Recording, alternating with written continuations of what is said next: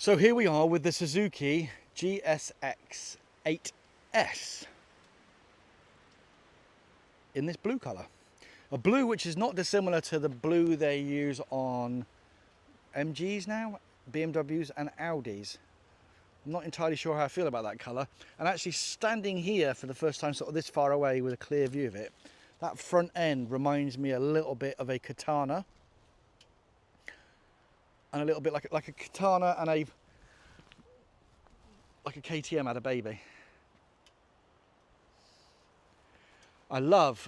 Visually, I love that trellis frame. It's just a shame there's all that plastic behind it. If you could see through that, that would be amazing.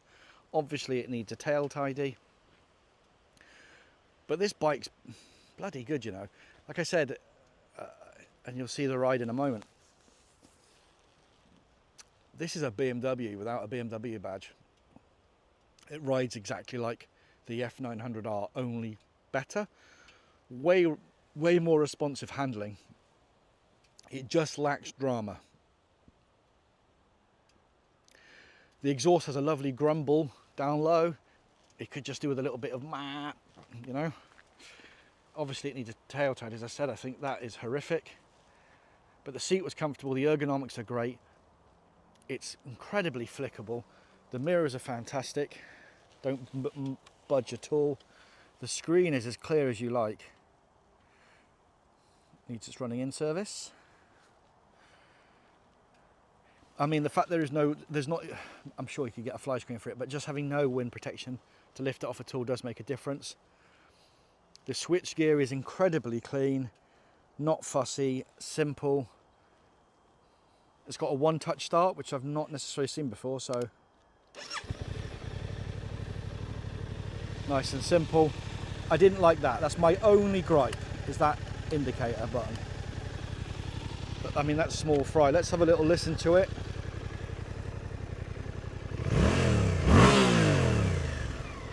It's a nice little sound. Well, let's have a look at it at the front. It's not a bad looking bike, you know. I don't know if I'd have it as my second bike. I certainly wouldn't replace the GS for it. But if this is your, if you want a summer bike for a bit of fun, for not a lot of cash, I don't know how you could look past this bike. 8299, I think it is, just gone up from 7999. I'll be interested to see what other colours come in it, which I'll have a look at and I'll show on the screen now when I get home. This segment is probably the toughest segment to be in, because you've got so much competition making so many good bikes. Obviously you've got all the MTs, the XSRs, the KTMs, the CB Hornets, the 900R, and you're all competing for the same market.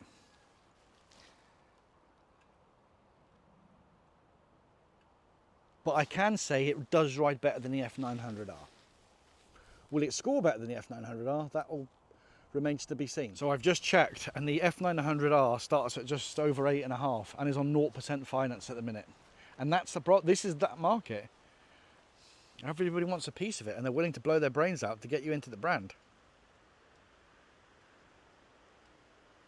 The side profile is nice. And this is actually, visually, this is what let the 900R down. It's just very boring to look at, and this is far from boring. Oh, I do like this. It's funny, I don't know if you've ever find yourself when you're looking at bikes, you can just be lost in your own thoughts looking at it. I mean, it almost looks like a custom bike. I'm going to ride back. This time I'm going to take it on the motorway. See how he feels about that. But before that, let's have a look at the seat height. So, very light to lift up. That's almost completely down. And I love the shortness of the stand and the weight of the spring. Yeah, absolutely perfect. I love it. Maybe that's the problem, I just love all bikes.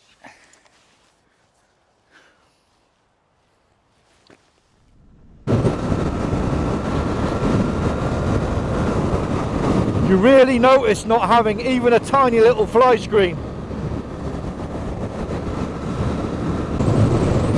It's funny actually, that 6th gear pickup isn't as strong as the 675. Neither's 5th, neither's 4th particularly. So, I mean, it's there, but you do have to rev it a bit, which is no bad thing. I will say, it's lovely and comfortable. Where the second seat sits, the pillion seat, it's just giving me enough pushback on it. And my legs feel right, I don't feel scrunched up. Round, third, second. Oh, we've got a spacious, we have, go. Push it in. Oh, it feels such a little short, nimble bike. I love that. The weight of the steering is lovely.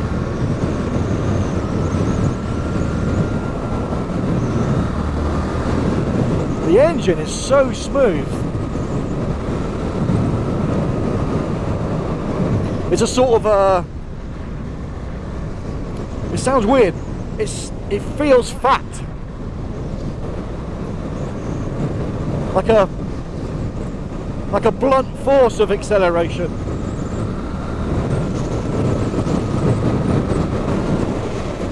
There's little to no sound coming out of that pipe.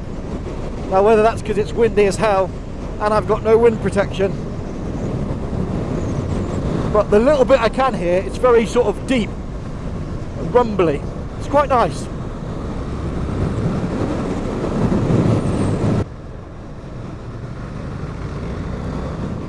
Yeah, that is a lovely little...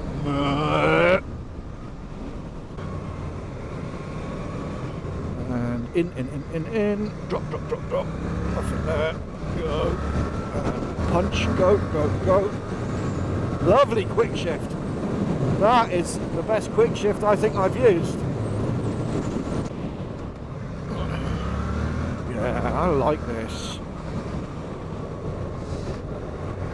I like this a lot. It lacks drama.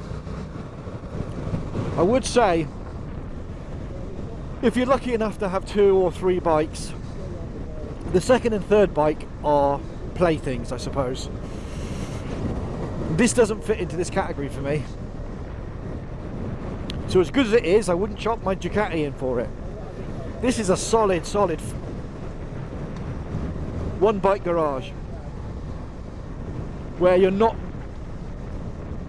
gonna go around the world. You're going to be mostly fair weather riding and you don't want to spend a lot of cash, but you want a very good motorbike.